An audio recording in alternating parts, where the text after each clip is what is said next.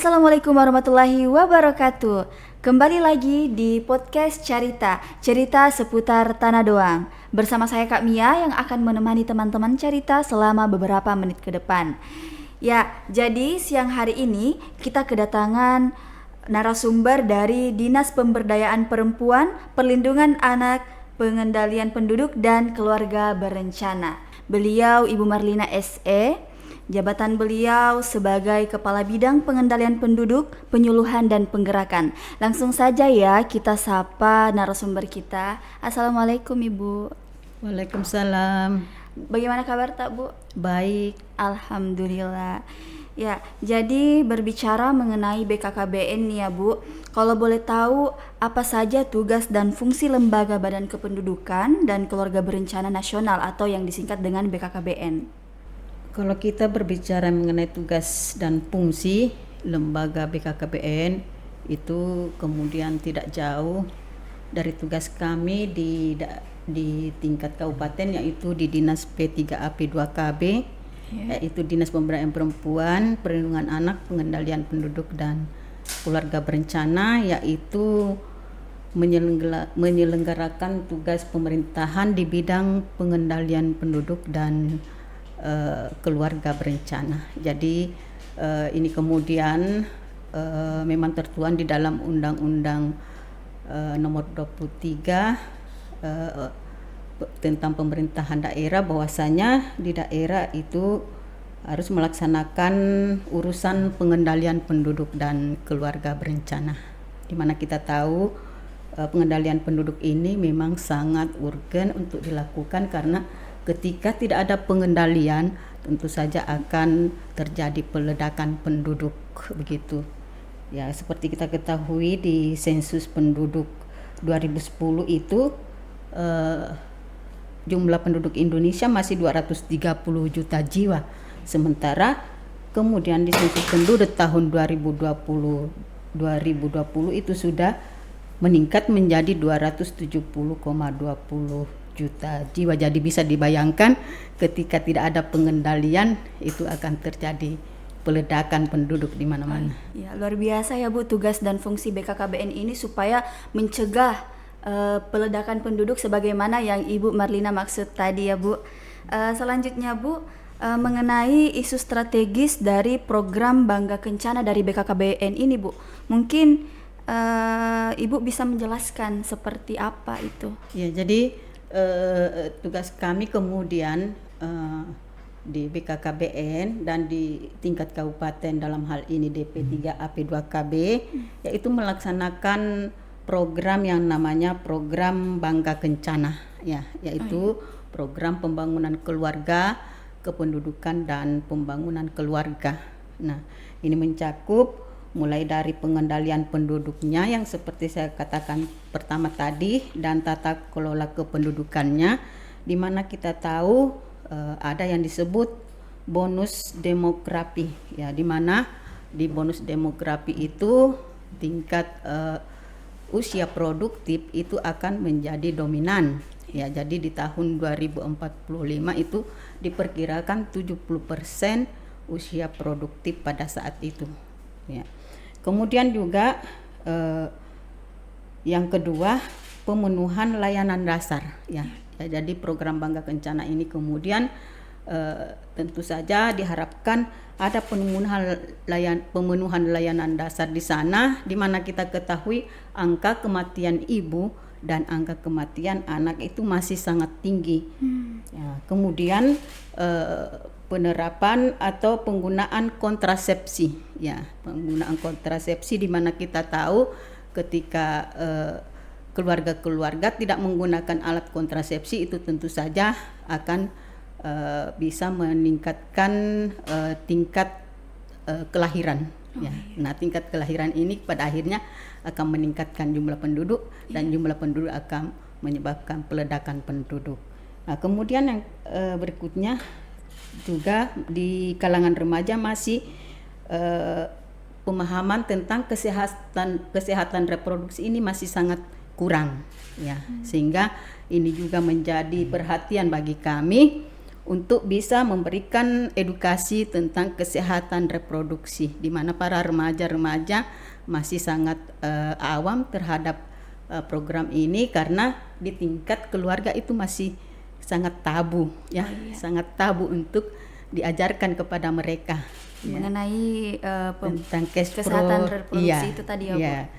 Kemudian yang kemudian angka stunting ya. Angka stunting kita masih sangat tinggi, di mana pada tahun 2022 angka stunting kita itu masih di angka 32,1. Nah, sementara kita ditargetkan untuk mencapai 14% di tahun 2024. Nah, ini juga menjadi salah satu perhatian kita. Jadi bukan cuma di Dinas P3A P2KB, tetapi di semua stakeholder OPD, bahkan sampai ke tingkat media. Itu diharapkan ada andilnya juga media untuk melakukan percepatan stunting melalui pemberitaan-pemberitaan tentang stunting dan sebagainya yang bisa mengedukasi masyarakat.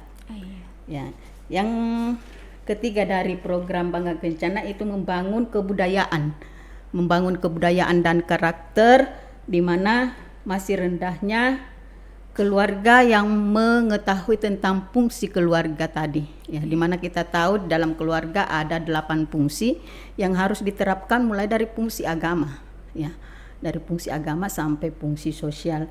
Kemudian masih tingginya angka perkawinan anak. Nah, mungkin ini yang menjadi perhatian kami di program Bangga Kencana, dan tentu saja diharapkan semua pihak bisa mendukung kegiatan-kegiatan tersebut. Walaupun itu menjadi tugas pokok kami, tetapi kami harapkan semua stakeholder, semua unsur bisa bersatu padu, saling bergandeng tangan untuk melakukan kegiatan-kegiatan tersebut.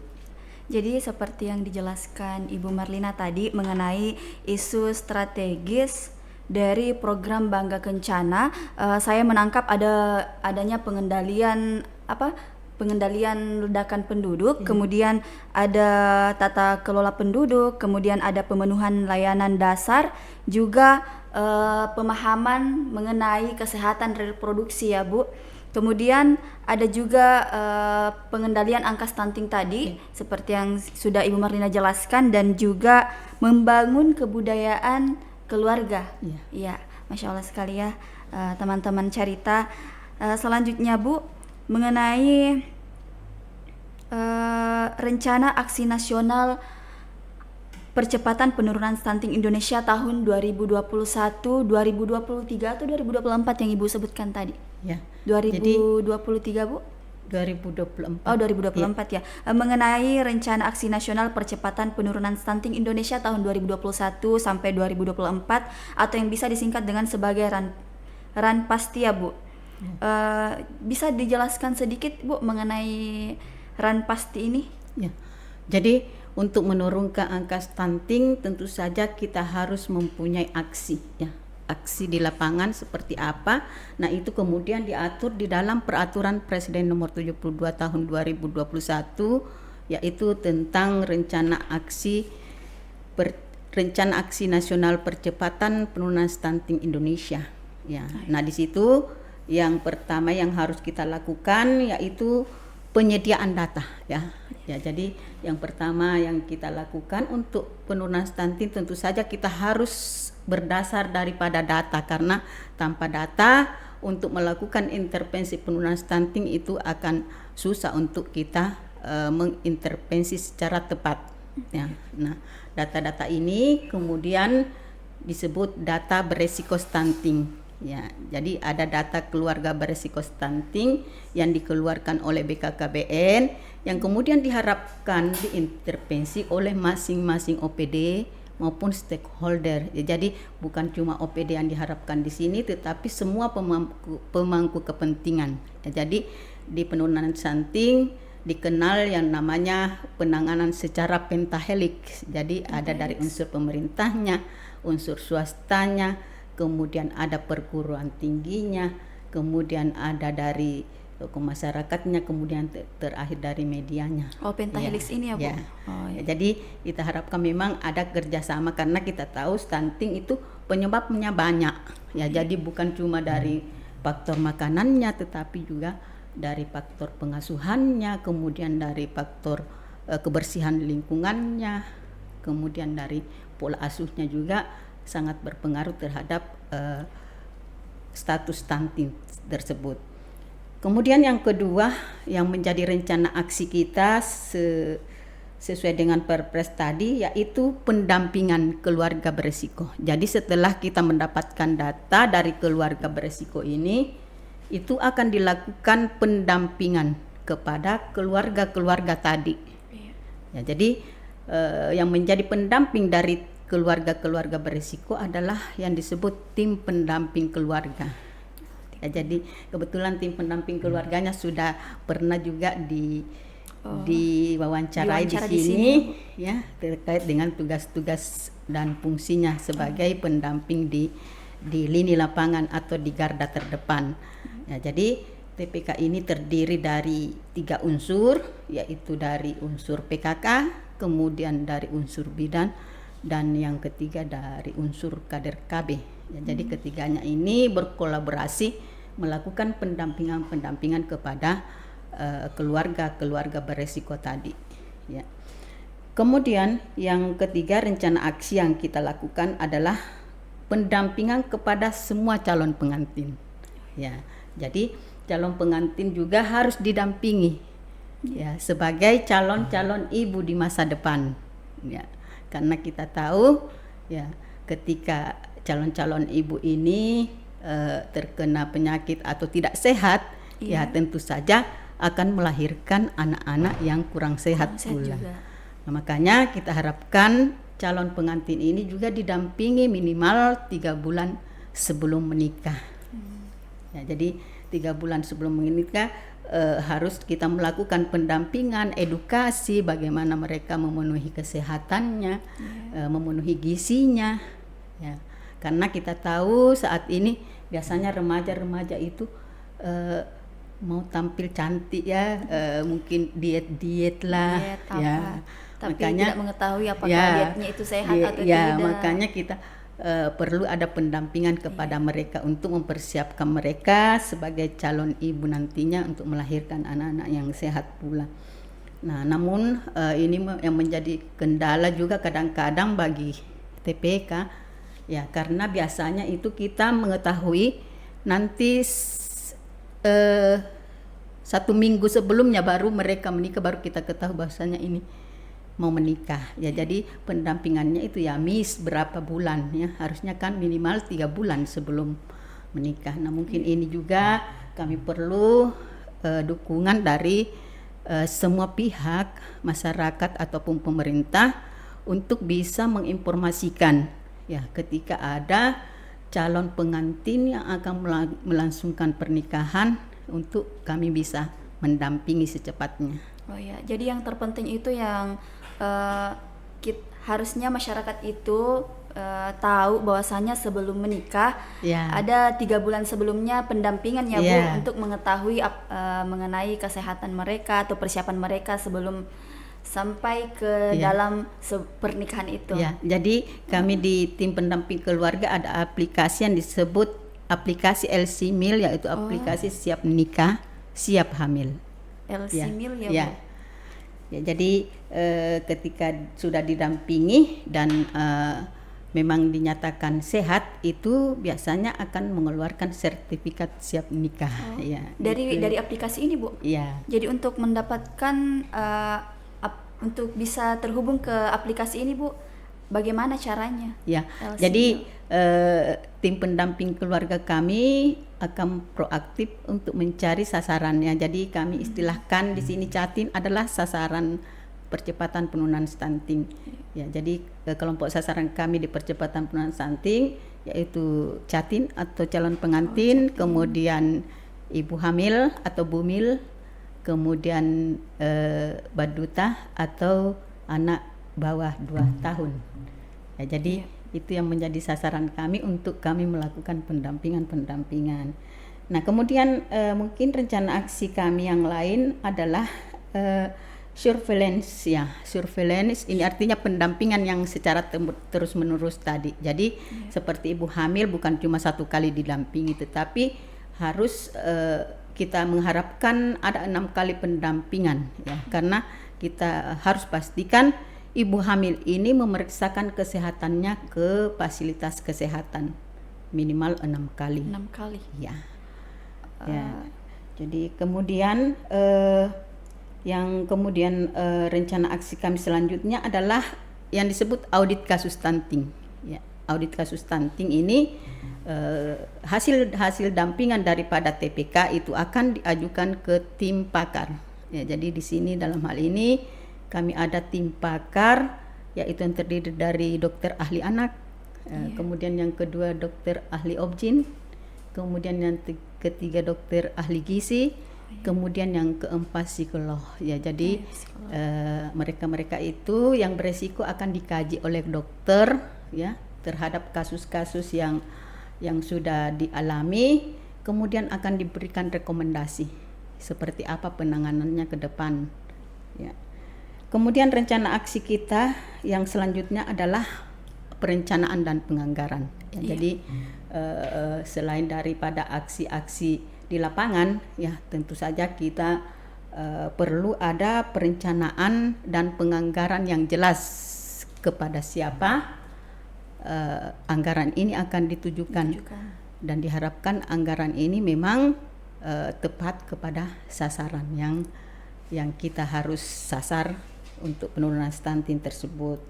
Nah, kemudian yang selanjutnya selain anggaran juga harus ada pengawasan.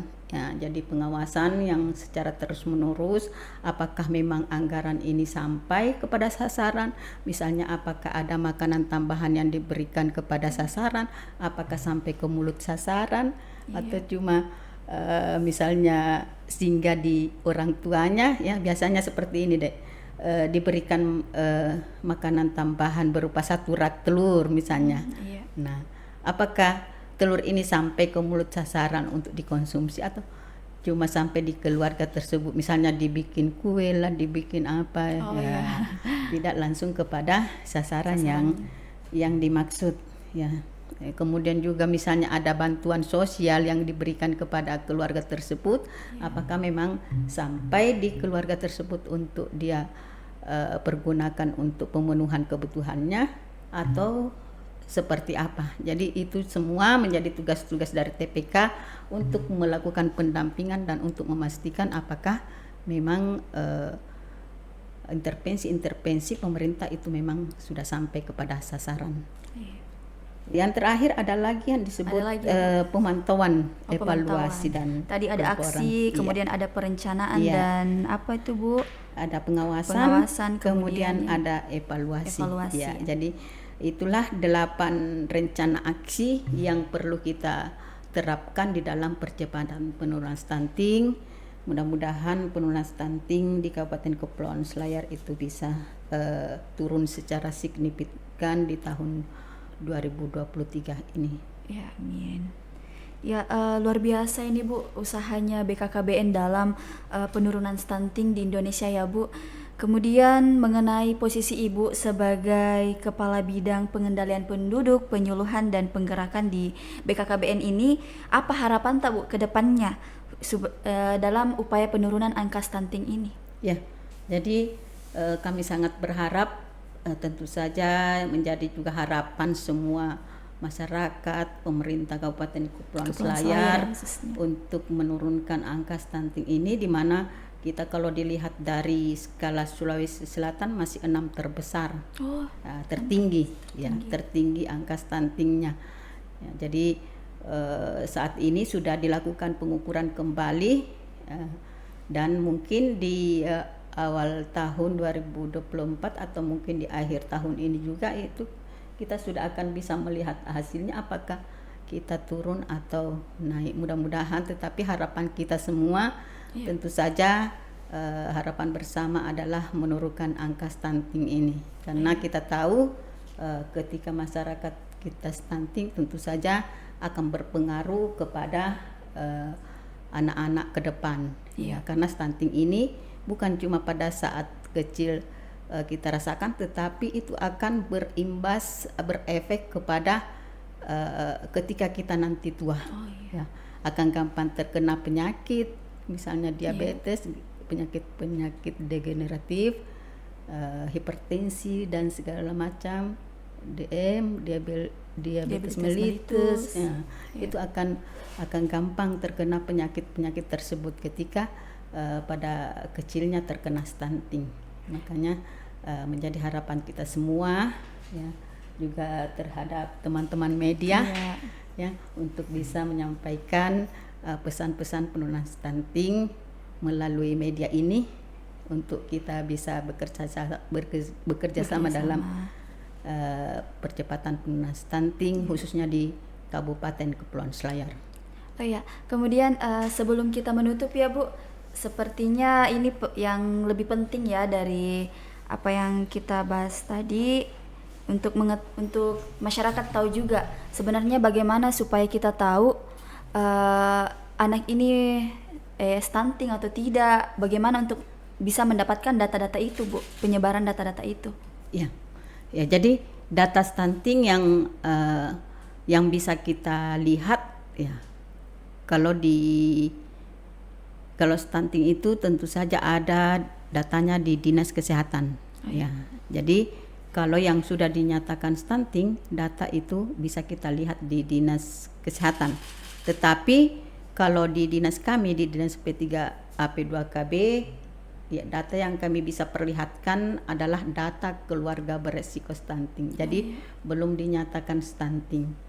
Cuma karena dia tidak memenuhi indikator-indikator, misalnya tidak mempunyai sumber air minum yang layak, kemudian tidak mempunyai jamban yang layak, kemudian terpapar 4 terlalu, yang di kami istilahnya terlalu muda untuk melahirkan, terlalu tua untuk melahirkan, terlalu rapat, ya, kemudian jarak anak antara berikutnya yang sekarang dengan berikutnya itu kurang dari 2 tahun, kemudian terlalu banyak, lebih dari 2 anak, itu makanya kalau tidak memenuhi indikator tersebut maka itu sudah dinyatakan berisiko. Ya, jadi kami belum menjudge bahwasanya itu stunting, tetapi keluarga ini ketika tidak memenuhi salah satu indikator tadi, maka sudah bisa dikatakan, dikatakan beresiko stunting. Iya. Baik teman-teman Carita, itulah tadi perbincangan saya bersama Ibu Marlina. Terima kasih banyak Bu atas pemahaman yang luas kepada saya tentunya dan juga masyarakat Kabupaten Kepulauan Selayar. Dan ya, harapan kita bersama ya Bu. Sebelum kita menutup podcast Caritas yang hari ini, jangan lupa like, komen, dan subscribe ya channel YouTube Lembang Tanah Doang TV. Terima kasih. Saya Kak Mia pamit undur diri. Wassalamualaikum warahmatullahi wabarakatuh.